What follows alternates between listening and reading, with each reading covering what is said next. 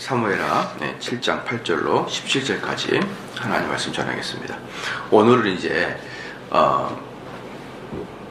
여러분들 스스로는 이 본문에 대해서 어떻게 생각할지 모르겠지만 사실은 매우 유명한 장입니다. 이게 바로 다윗의 언약에 대한 본문이에요. 본문.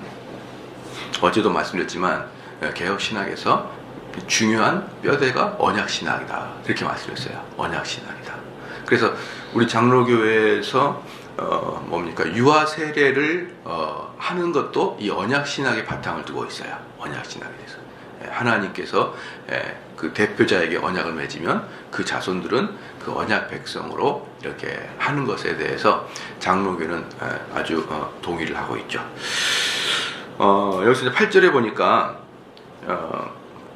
이제 오늘 이 8절부터 17절까지 오늘 읽었던 것이 바로 다윗의 언약을 기록하고 있는 것이고, 그 다윗의 언약에 대해서 하나님이 누구에게 말을 보내냐, 다윗에게 직접 말을 하는 게 아니고 나단이라는 선지자에게 그 언약을 이렇게 전달해 주도록 했습니다. 나단에게 말했던 것은 어제 제가 다 이야기를 해드렸어요. 각각 하나님은 그 직분에 맞는 고유한 고난을 주시고, 그 고난을 이행시킴으로 말미암아 맡은 자들이 자기의 한계와 자기의 고난이 무엇인지를 알게 하기 위해서 질서와 조화를 이루도록 하기 위해서 다윗에게 직접 말하지 않고 나단이라는 선지자를 통해서 이야기를 했는데, 이 언약은 나단을 통해서 이야기합니다. 그런데 이제 언제 이렇게 하나님께서 나단에게 이야기하냐면, 다윗이 내가 하나님의 전을 짓고 싶습니다 라고 고백을 하고 하나님이 거절하신 다음에, 그리고 다윗의 그 마음을 보면서 너무 기특하고 예뻐가지고 그 언약을 탁 체결해 주는 거죠. 그래서 8절에 보니까 그러므로 이제 내 종 다윗에게 이처럼 말하라. 그러므로라는 단어가 딱 있잖아요. 그러므로. 이 그러므로는 어제 우리가 봤던 성전을 지고 싶습니다, 그 이야기 이후입니다. 만군의 여호와께서 이처럼 말씀하시기를, 내가 너를 목장 곧 양을 따르는 데서 취하여 내 백성 이스라엘의 주권자를 삼고, 뭐냐면 하나님께서 말씀하시기를 이렇게 말씀했다는 거예요. 너는 원래 목동이었지 않느냐? 응? 너는 원래 목동이었었는데 철저히 처음부터 끝까지 은혜로 너를 목동에서 들어 쓰셔서 왕으로, 즉 주권자로 너를 세우신 분이 하나님이시다. 그러니까 처음부터 끝까지 너는 은혜로 된 것이다 라는 것을 이야기를 해주는 거죠. 너가 왕이 되고자 노력했던 것도 아니고, 왕이 되고자 비전을 품었던 것도 아니고, 왕이 되고자 정치학과를 간 것도 아니고, 그냥 너는 목동이었는데 너의 의지와 상관없이 하나님이 한낱 목동이었던 너를 들어서 전국의 주권자로 너를 세우셨다라는 것을 보여주고, 그 다음에 9절, 네가 어디를 가든지 내가 너와 함께 있어 내 모든 대적을 내 옆에서 멀하였은즉 세상에서 존귀한 자의 이름같이 내 이름을 존귀케 만들어 주리라. 네가 어디를 가든지 내가 너와 함께 있어. 이건 뭐냐 그러면, 하나님이 아브라함도 그랬고 모세도 그랬고 언약을 체결할 때 항상 이 말씀부터 하세요. 그러니까 이게 이제 언약 체결의 무슨 공식이라 이렇게 표현을 하죠.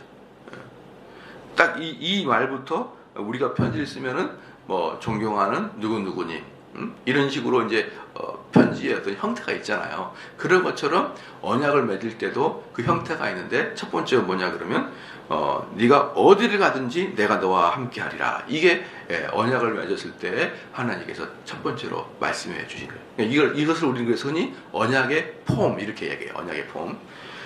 이렇게 얘기하면서 네가 모든 대적을 네 앞에서 멸하였은즉 세상의 존귀한 자의 이름같이 내 이름을 존귀케 만들자. 그런데 이게 이제 사실은 이 언약이라는 것이 가만히 보면은 이 다윗의 언약은 결국은 누구를 향하게 되냐 그러면은 예수 그리스도를 향하게 되는 거예요. 그러니까 너에게서 한 집안을 만들어서 영원히 너 집을 이렇게 멸하지 않게 하리라. 이렇게 이제 하는 것은 뭐냐면, 영원히 멸하지 않는다는 것은 예수 그리스도의 족보까지 가는 거죠. 왜냐 그러면은 그 다윗의 육체적인 족보, 솔로몬의 족보는 이미 없어진 지 오래됐잖아요. 그것을 이야기하는 게 아니라 이 족보의 끝은 예수 그리스도. 그래서 예수 그리스도의 족보는 영원히 변치 않죠. 그러니까 이 족보의 끝은 예수 그리스도인데, 그럼에도 불구하고 우리들의 현재적 육체 있잖아요. 현재적 육체에 있어서도 너를 존귀케 해주겠다는 거예요.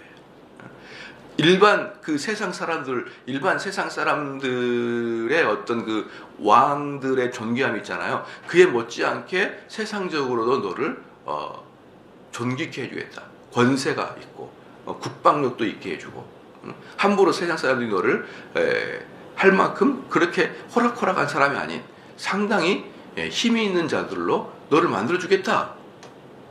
하나님의 은혜는 영적인 은혜만 있는 게 아니고 육적인 은혜도 같이 포함되다 그랬죠. 그죠? 또는 육적인 은혜만 있는 게 아니라 영적인 은혜가 같이 포함되어 있어요. 그렇기 때문에 우리가 때로는 하나님을 믿지만 경제적으로 어려울 수도 있고 경제적으로 부유할 수도 있어요. 그런데 저는 그걸 금지하고 싶어요. 뭘 금지하고 싶냐면은 이건 이분법적인 거죠. 너무 지나치게 순복음교회가 복복 그래가지고 그 육체적인 복을 너무 원하기 때문에 큰 반작용으로 육체적인 복을 받거나 육체적인 복을 원한다 그러면 꼭 왠지 전부 다 기복주의자같이 그렇게 말하는 것도 안 되는 거예요. 그러니까 순복음처럼 우리들의 내면의 복에 대해서는 별로 관심 없고 온통 우리의 육적인 관심만 갖고 있는 이 순복음교회도 문제지만 여기에 대해서 너무 또 극단적인 반대가지고 우리의 육체적인 것을 기도하면 우리의 병든 것, 우리의 재정적인 상태가 좀 회복된 걸 기도하는 것, 이것조차도 모든 것을 다 기복적인 걸로 쳐버리는 것은 둘 다 똑같은 극단의 우를 범하고 있는 것이죠. 하나님의 복은 두 개 같이 섞여서 이렇게 새끼줄 섞여 있어가지고 어느 부분이 육체적인 복이고 어느 부분이 영적인 복인지 잘 선명하게 구별하기 어려울 정도로 이렇게 섞여 있는 것이에요. 그렇기 때문에 때로는 여러분들께서 기도할 때 정말 육체적인 절실함의 원함에 대해서도 기도하는 것, 그것을 너무 이상하게 생각은 하지 마라. 그 복도 같이 가고 있는 것이다 라는 것을 보여주고 있는 것이에요. 그러니까 여기서 뭐라고 합니까? 9절의 후반부에 세상에서 존귀한 자의 이름같이 네 이름을 존귀하게 만들어 주리라 라는 것이에요. 세상에서도 존귀하게 된다, 이 말이죠. 10절 말씀에 내가 또 내 백성 이스라엘 위하여 한 곳을 정하여 저희를 심고 저희로 자기 곳에 거하여 다시 옮기지 않게 하며 악한 유로 전과 같이 저희를 해하지 못하게 하여. 그러니까 참 요즘에 이제 제가 이게 세계를 딱 이렇게 가만히 보면은 여러분 한번 생각해 보십시오. 이번에도 보니까 파키스탄에서 코로나 바이러스가 이제 해가지고 구호 물품을 전달해줘요. 구호 물품을 전달해주는데 뉴스 보니까 파키스탄에서 구호 물품을 전달해주는데 그 중에 기독교인들은 제외. 기독교인들은 국가에서 구호 물품을 안 주겠다는 거예요. 자, 그 다음에 그런 경우가 많을 거예요. 인도에서도 공공연하게 교회를 불태우고 그렇잖아요. 세상에서는 기독교를 싫어하는 데가 많아. 그런데 한번 제가 물어볼게요. 그렇게 기독교를 핍박할 때 누가 너희들 그러면 안 돼! 라고 한 번이라도 혼내줄 수 있을까요? 너 자꾸 그러면 내가 너 혼내줄 거야? 누가 그렇게 할 수 있을까요? 미국 외에는 없어요.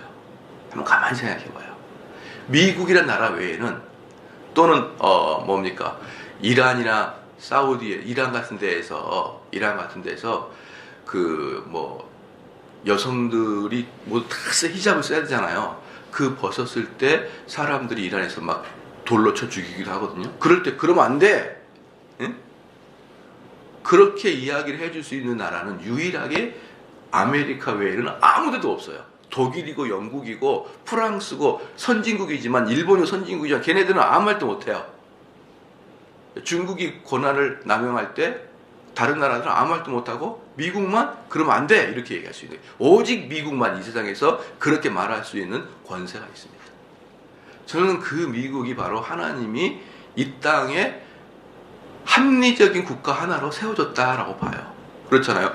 어떤 나라든지 참 전 신기한 게 뭐냐면요. 어떤 나라든지 미국한테는 꼼짝 못하게 되어 있습니다. 그게 중국이건 파키스탄이건 이란이건. 그래서 함부로 자기 나라의 전통과 구습으로 기독교인이나 또는 여성이나 또는 뭡니까 소수민족이나 이런 애들은 원래 자체가 야성이기 때문에요. 막 죽이는 애들이에요. 그러나 걔네들을 그러면 안 되라고 한마디라도 해주고 계속 그랬다가는 내가 너희를 가만 두지 않을 거야. 이렇게 불효령을 떨을 수 있는 사람인 것을 하나님은 한 강한 나라를 만들었어요. 그게 뭡니까? 세상에 존귀한 자와 같이 그의 이름이 존귀케 하여서 그 존귀란 세상의 존귀라는 것은 뭐냐면 그러면 안 돼 이렇게 말을 할 수 있는 능력이 존귀예요.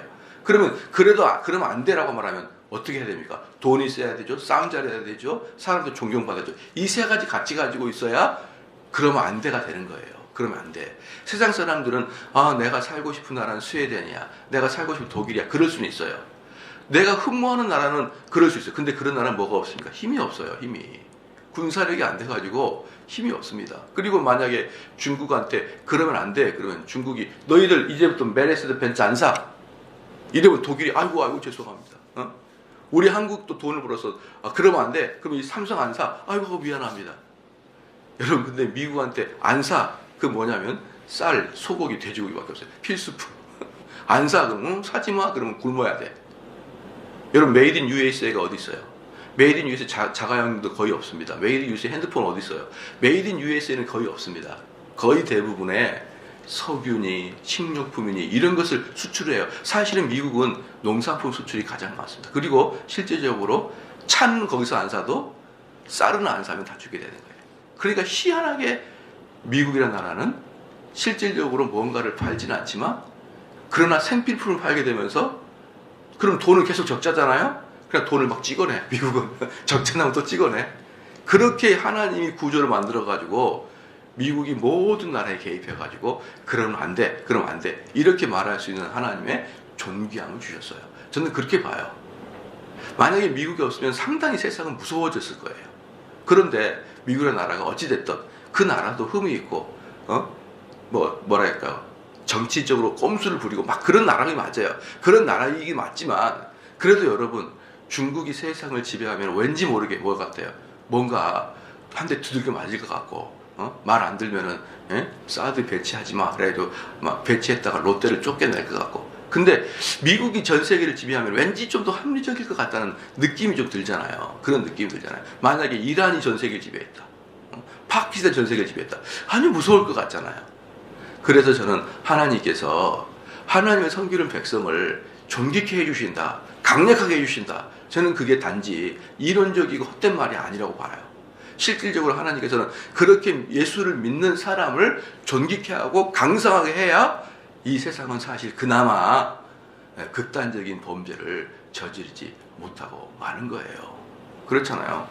물론 미국이라고 악한 게 없겠습니까? 많은 우리가 이 땅에서 100% 악하고 100% 선한 게 어디 있습니까? 그러나 대체적으로 주를 믿는 우리 예수를 믿는 미국이라는 나라가 그나마 우린 조금 안전하게 기댈 수 있다라는 거예요. 그러기 위해서는 존귀케 되어야 된다 그 말입니다. 10절에 내가 또 내 백성 이스라엘을 위하여 한 곳을 정하여 저희를 심고 저희로 자기 곳에 거하여 다시 옮기지 않게 하며 악한 유로 전과 같이 저희를 해하지 못하게 하며 11절에 전에 내가 사사를 명하여 내 백성 이스라엘을 다스리는 때와 같이 갖지 않게 하고 너를 모든 대적에게서 벗어나 평안케 하리라. 여호와가 또 내게 이르노니 여호와가 너를 위하여 집을 이루고. 이 무슨 뜻이냐면 너희들 다윗이 있기 전까지 사사 시대까지는 어땠다는 거예요? 이리저리 유리방황한 민족이었다. 너희들은 사사 시대까지만 해도 다윗이 만들어지기 전까지만 해도 그러니까 실질적으로 사울 시대까지만 해도 잘 보십시오. 블레셋이 언제든 쳐들어왔잖아요. 그죠? 그러니까 그 사람들은 엉성하게 나라를 만들었지 언제든지 외적들이 침입해 와가지고 평안을 깨버릴 수 있는 그런 여건이 되어 있었다. 너희들이. 그러나 다윗 때부터는 어떤 나라도 너희를 침공하지 못하도록 너희를 강성하게 해주겠다. 그래서 나라다운 나라, 최초로 국가다운 국가가 다윗 때부터 만들어지는 거예요. 다윗 때부터. 예. 어느 나라도 너희를 침범하지 못해. 그래서 여러분 이 전쟁이라는 것이요. 지금 이제 우리나라는 70년 동안 전쟁이 없잖아요. 전쟁이 없기 때문에 우리나라 같은 경우는 평안한 거예요. 평안한 겁니다. 아무도 실질적으로 전쟁다운 전쟁을 경험해보죠. 나이가 70이 넘으신 분도 6.25 사건을 가물가물하게 기억하거나 본인이 어렸을 때 기억하기 때문에 그게 그렇게 큰 충격으로 와닿지는 않을 거예요. 우리나라 전반적인 사람들은. 그렇기 때문에 나라가 발전하는 거예요. 그렇기 때문에. 전쟁이라는 것이 일어나지 않는다는 그런 조건 하에 우리는 살아가고 있잖아요. 전쟁은 일어나지 않아. 이 조건 하에 살아가기 때문에 모든 사람이 공부하고 모든 사람이 연구하고 모든 사람이 돈 버는 거예요.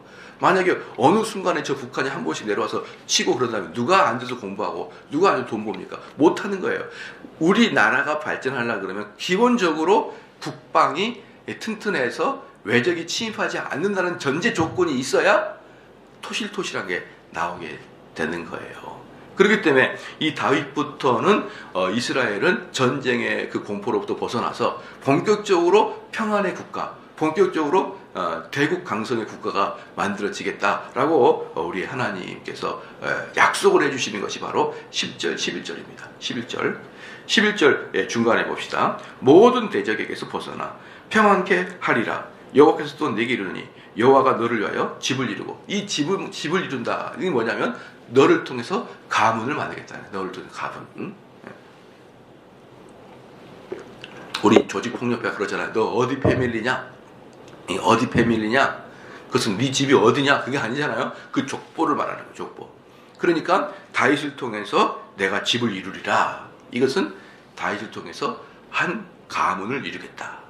여기서 두 개가 다시 다 포함됩니다. 첫 번째는 뭐예요? 당연히 가까운적으로는, 육신적으로는 다윗의 혈통의 왕족을 말할 것이고, 솔로몬을 이어서 르호보암을 통해서 왕족을 이룰 것이고, 또 한쪽은 뭡니까? 영적으로 그리스도까지 이어지는 한 집안, 다윗의 집안으로부터 나오게 되는 한 집안이 그리스도까지 가게 되는 것이죠. 두 개 다가 이제 성취가 되는 거죠. 12절에 내 수완이 차서 내 조상들과 함께 잘 때에 내가 네 몸에서 날 자식을 내 뒤에 세워 그 나라를 경고케 하리라. 그러니까 여기서 너가 죽을 때 네 몸에서 왕을 만들어서 이 나라를 경고케 하리라. 이것도 뭡니까? 첫 번째 솔로몬, 두 번째 예수 그리스도. 그러니까 이 다윗의 언약에는 항상 육체적인 과 영적이 같이 가고 있는 거예요. 솔로몬과 예수 그리스도. 실질적으로 솔로몬 때 뭡니까? 나라가 더욱더 견고해졌죠. 그러니까 나라가 가장 팽창할 때가 바로 솔로몬. 가장 강성해가지고 감히 누구도 쳐들어오지 못할 정도의 나라. 제가 예전에 주일날 오후에 말씀드렸는데, 이때는 아수르가 성장하기 전이었기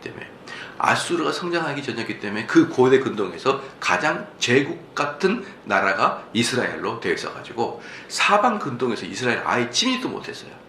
가장 육체적으로도 강성한 때가 다윗과 솔로몬 때였기 때문에. 자, 13절에 저는 내 이름을 위하여 집을 건축할 것이요 나는 그 나라 위를 영원히 경고케 하리라. 바로 여기서 영원이라는 단어가 뭐예요? 이게 솔로몬까지가 아니구나. 다윗의 육체적인 족보가 말을 하는 게 아니구나. 이것은 궁극적으로 그리스도인데 가는구나. 그게 바로 13절의 영원입니다. 영원히. 여러분, 만약에 이게 예수 그리스도한테 가지 않는다 그러면 이 유대인들이 얼마나 그 당시에도 똑똑한 사람입니까? 유대인들은 참 보면은 그런 게 있어요. 요즘에 서양 사람들 보면은 참 미련스럽다. 서양 사람 만나면은 미련스러운 게 좀 많아요. 그래서 옛날에는 이게 서양인들의 순박함인가? 제가 늘상 말씀드리지만 우리 눈을 보면은 서양인들은 사슴처럼 순박한데 우리 사람들은 아주 매서워요. 우리 한국인들은 매서워가지고 이게 눈도 작아서 매섭지만 그 반짝거리는 게 서양인과 다. 서양인들은 순박 그러대. 우리는 찌릿찌릿 그래요. 눈빛 자체가. 서양이라고 우리 대한민국 사람의 눈빛이 달라요. 근데 안 좋게 이야기하면 독하고 좋게 이야기하면 샤프한 거예요. 한국 사람들이.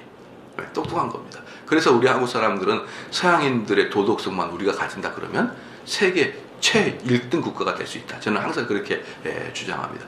그 서양인들의 정직함, 서양인들의 어떤 순박함, 단순함, 이게 없어요. 우리나라는 머리를 많이 굴리죠. 근데 제가 이번에 코로나 바이러스를 보면서도요, 야, 서양인들 진짜 미련하다, 이런 생각이 드는 거죠. 어떻게 된 게, 마스크를 안 쓰고 다니면, 물론 마스크가 없다고 치지만, 걔네들은 마스크 쓰는 것 자체를, 야, 그것은 병원에 중환자나 쓰는 것이지, 이러고 마스크를 안 쓰고 다니니까 여러분, 난리가 난 겁니다. 난리가 난 겁니다. 그런데 가만히 보면은 정말 미안한 이야기지만, 그, 미국인들이 엄청나게 많이 죽었잖아요. 뉴욕에서 많이 죽었고, 그 다음에 이탈리아에서 많이 죽었잖아요. 근데 거기가 전부 다 중국이 밀집적인 거 아십니까? 다 중국한테 버텼어요. 중국한테. 네, 뉴욕에서 그 코로나가 발생하기 직전에 40만 명의 중국인이 들어갔어요. 그리고 이탈리아 북부지 밀라노 지방에 중국인이 꽉 잡고 있습니다. 수십만 명이 살아요. 어쨌든 사실은 중국인들로부터 번졌다고 볼 수가 있죠. 그런데 중국 사람과 한국 사람들은 전부 다 마스크 쓰고 다니는데 미국 사람들과 이탈리아 사람들은 그게 뭐가 필요해? 응? 뭐 이렇게 하다가 싹 다 죽은 거예요. 여러분 정말 미련합니다. 그리고 또 하나 미련한 게 뭐냐면요, 얘네들은 신발을 신고 집으로 들어가죠. 그리고 심지어 침대만 신발 벗고 올라가지, 침대 앞에까지 신발 신고 가죠. 그러면 그 발밑에 길거리 걸어갈 때 고양이, 개, 오줌, 똥, 뭐 제비, 사슴, 뭐 다 누구도 몰래 이렇게 DNA가 다 어디 섞여 있어요. 그런 거 다 밟고 다니다가 이렇게 들어가는 거예요. 제가 그 서양 가가지고 제일 놀란 게 뭐냐면, 서양인들은 잔디밭에 이렇게 누워가지고 자기들끼리 커피 한잔 하시고 대화를 해요. 예, 보통 우리보다 퇴근 시간이 빠릅니다. 4시 다시면 다 퇴근해요. 4시 다시면 환하잖아요. 날씨도 좋고. 그럼 전부 다 침대 거기 다 누워요, 잔디에. 그래서 야, 보기 좋다. 그래서 저희도 우리 가족이 누웠는데 못 눕겠어. 왜? 옆에 개똥이 있어요. 개똥이 있고. 그럼 안 보는데 걔 오줌도 나한테 깔려있을 거 아니에요. 그런데 다 누워가지고 반바지 입고, 여성들도 소대 나시만 입고 누워가지고 좋다고 누워있는 거 보면, 야, 저거 미개인들 아니냐? 그런데 이번에 코로나 바이러스 때 보니까 진짜 미개인 같아요. 참 우리 미련하다. 참 미련하다, 애들이. 그런데 제가 왜 이 말씀을 드리냐고, 왜 유대인들이 그렇게 똑똑하다면요, 중세 시대에 흑사병이 들었는데 유대인들은 거의 안 죽었습니다. 유대인은 거의 안 죽었어요. 이 유럽인들은 싹 3분의 1이 죽었는데 유대인들은 거의 안 죽었어요. 왠 줄 알아요? 유대인들은 항상 정결을 씻고 손을 씻거든. 정결을 씻고 들어올 땐 발을 닦고. 이게 유대인들이에요. 그러니까 똑똑한 민족이란 말이에요. 유대인들도. 고대 때부터 똑똑한 게 유대인이고, 아주 등치만 컸지 얼굴만 허였지 백인들은 이 무식한 애들인 거예요, 사실. 그러니까 유대인들만 안 죽고 거의 대부분 이 더러운, 맨날 더러운 더러운 애들로 그래가지고 그런 애들이 다 죽습니다. 그런데 그렇게 똑똑한 유대인들에게 영원히 다윗의 집에서 끊이지 않겠다, 이게 통할 것 같습니까? 유대인들에게 똑똑한 애들인데, 야, 인간 사회에 영원이라는 게 어디 있어? 이렇게 딱 이야기할 텐데요. 그러니까 이 영원히 다윗의 위를 너희들에게 계속 제하지 않겠다, 이것을 듣고 유대인들은 전부 그게 육체적인 다윗의 가문이 아니라는 걸 다 알고 있을 거예요. 거기 다윗의 자손에서 메시아가 나온다는 것을 유대인들은 다 안단 말입니다. 이 구절을 가지고. 솔로몬의 가문이 영원토록 있을 것이라고는 아무도 생각을 하지 않는다는 거예요. 그렇기 때문에 바로 이 13절 말씀, 그 나라의 일을 영원히 건강하리라, 이 말씀 안에는 딱 뭐가 들어있다? 다윗으로부터 메시아를 나오게 하겠다, 이 말이 포함됐다는 것을 이 말씀을 듣는 유대인들은 다 알고 있다는 거죠. 왜? 똑똑한 민족이니까. 미련한 민족이 아니에요, 얘네들은. 자, 14절에 나는 그 아비가 되고 그는 내 아들이 되리니 저가 만일 죄를 범하면 내가 사람 막대기가 인생 채찍으로 징계하려니와, 나는 그 아비가 되고 그는 내 아들이 되리라. 이게 또 뭐예요? 언약할 때 공식 폼입니다. 언약 맺을 때 너는 내 아들이 되고 나는 너의 아비가 되리라. 언약을 맺을 때의 공식 폼이에요, 이것도. 그러니까 이것은 전체가 뭡니까? 언약의 공식 문서다, 이 말이에요. 그렇게 보면 돼요. 언약의 공식 문서. 그래서 근데 뭐냐, 나는 너의 아비가 되고 너는 내 아들이 되리니까 만일 너희가 죄를 범하면 15절 보십시오. 내가 네 앞에서 패한 사울에게서 내 은총을 빼앗은 것 같이 그에게서는 빼앗지 아니라. 그러니까 너는 내 아들이 되고 내가 네 아비가 되는데 만약에 너가 죄를 지면은 네가 죄를 지면은 채찍으로 너에게 혼내는 수는 있어요. 징계는 할 수 있습니다. 그러나 사울 가문처럼 멸절시키진 않겠다는 거예요. 그러니까 하나님 백성의 특징이 뭐냐 그러면 하나님 백성의 특징이 뭐냐 그러면 하나님의 말씀을 듣지 않으면 징계를 가하신단 말이에요. 채찍을. 그러나 그를 영원한 지옥에 빠뜨리지는 않는다 이 말인 거예요. 영원한 지옥에 빠뜨리지 않겠다. 그러니까 이게 뭡니까? 이미 이 신앙의 형태가 신약에서 만들어진 게 아니라 우리 하나님께서 다윗 속에서 구체적으로 견인교리를 말하고 있잖아요. 견인교리를. 그래서 구원받은 자는 끝까지 그 사람은 하나님을 포기하지 않고 끝까지 천국에 가지만 그렇지만 그 사람이 이 땅에 살아갈 때 죄를 진다 그러면은 초달을 하시겠다. 채찍을 하시겠다는 거예요. 그래서 살아가는 성도 여러분, 이건 안 된다는 겁니다. 우리 그리스도인들이 죄를 지면 하나님께 회개하면 하나님 다 용서해 줘요. 이게 안 되는 거예요. 이 말이 안 통합니다. 하나님은 우리가 죄를 지면은 우리가 살아가는데 채찍을 하시겠다는 거예요. 용서 안 해주겠다는 거예요. 단 용서해 준 게 뭡니까? 영원한 곳에 가는 것에 대해서는 용서해 주겠다는 거예요. 너희들이 하나님 백성이니까 너희들 영원한 지옥에 보내지 않겠다는 거예요. 그러나 너희들한테 뭐 하겠다? 채찍질을 하겠다는 겁니다. 그게 언약이에요. 그게. 그러니까 여러분들은 만약에 구원을 받았으면 무조건 구원을 받았으면 천국 가는 거 확정된 겁니다. 그렇죠? 그러나 이 땅에서는 여러분들의 도덕적인 성품에 따라서 어떤 사람은 그냥 아주 뼈가 골이 으스러지도록 하나님께 채찍을 받을 것이요. 어떤 사람은 평탄하게 살다가 죽을 거예요. 그것은 뭐에 따라 다른 겁니까? 여러분의 순종 여부에 따라 다른 거예요. 우리 성도들의 순종 여부, 성도들의 도덕성 여부에 따라서 정말 내 삶이 평탄할 것인지 아니면 내 삶이 완전히 꼬일 것인지는 누구에게 달린 겁니까? 나에게 달린 거죠. 나에게. 근데 많은 경우에 교회에서 뭐라고 합니까? 하나님 용서해 주세요. 하나님 내가 이런 죄 지었는데 용서해 주십시오. 그러면 다 용서해 줄 것이라고 착각을 하게 돼버린 거예요. 착각을 하게 돼요. 아니에요. 육체적인 죄는 육체적으로 책망을 받고 징계를 당할 것이다. 만약에 살아가는 자녀가 분명히 잘못하고 있는데 징계하지 않는 것은 그 아이를 지옥에 보내는 것과 똑같다고 잠언에 그렇게 말하고 있지 않습니까? 그래서 16절에 네 집과 내 나라가 내 앞에서 영원히 보존되고 내 위가 영원히 경고하리라 하셨다 하라. 16절도 영원이라는 말을 계속 쓰는 게 유대인들은 이걸 보고 메시아 사상을 가지게 되었다. 메시아 사상을 17절에 나단이 이 모든 말씀과 이 모든 묵시대로 다윗에게 고하니라. 나단이 다윗에게 이 모든 것을 고했다. 그랬죠.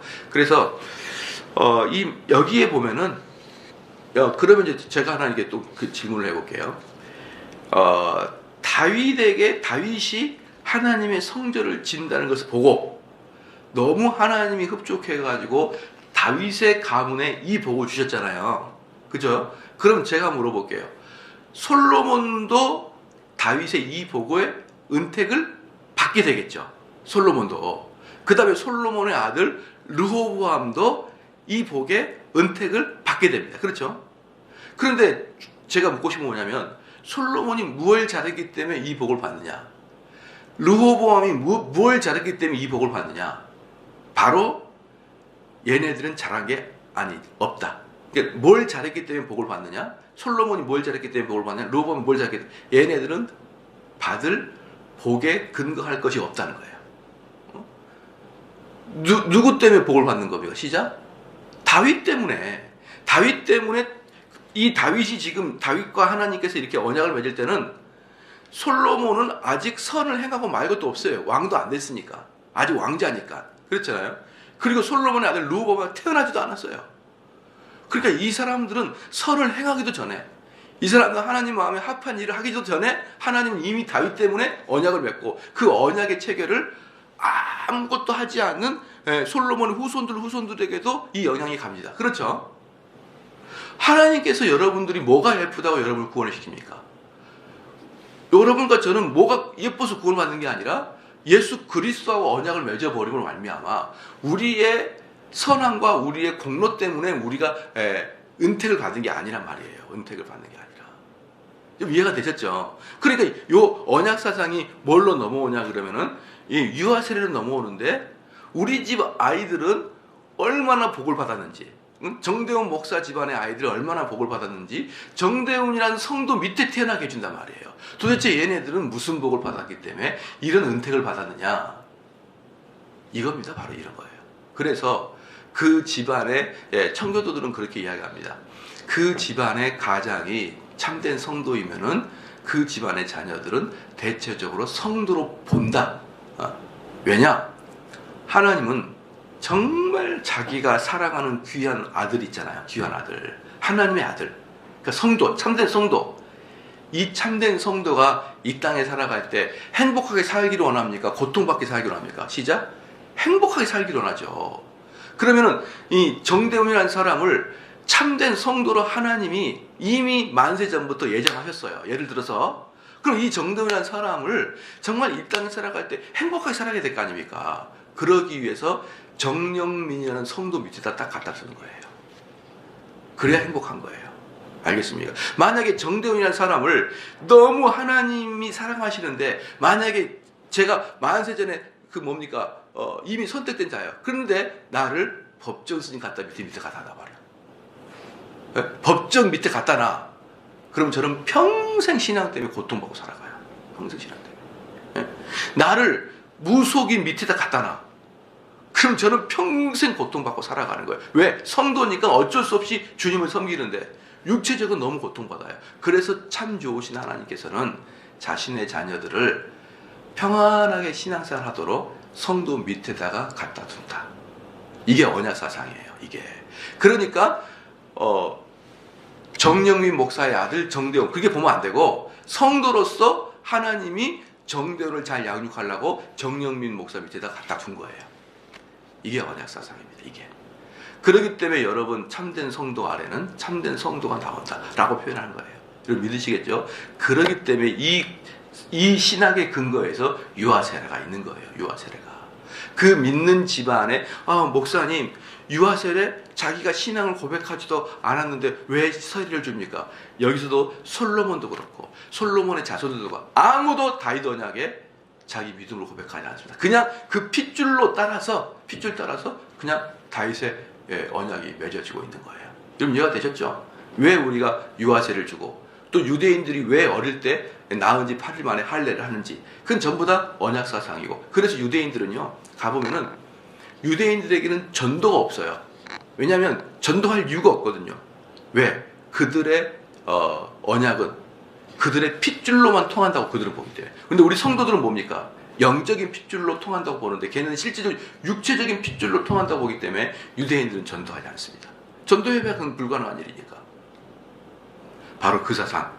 내가 잘하고 잘못하고가 아니라 내가 단지 유대인으로 태어났다는 그 사상. 이게 선민 사상이잖아요. 똑같아요. 기독교에도. 내가 그리스도의 집안에 태어나는 것은 그리스도인이기 때문에 태어났다. 이 사상이 바로 언약 사상이고, 그리고 그것을 가장 잘 보여주고 있는 것이 바로 이 다윗의 언약 사상입니다. 기도하겠습니다.